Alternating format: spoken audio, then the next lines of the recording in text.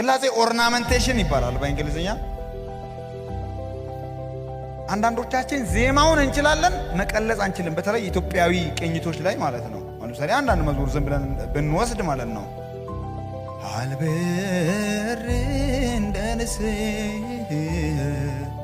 ከደመናው በላይ አሁን እዚህ ጋር ወጣ ይነገራል።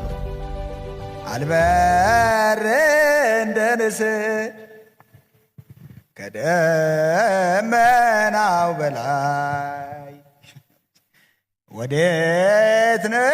ይሄ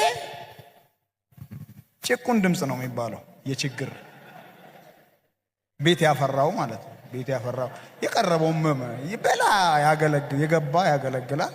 ቤት ያፈራውን እንትን ብለው ነው። ስለዚህ ወገኖቼ ቤት ካፈራው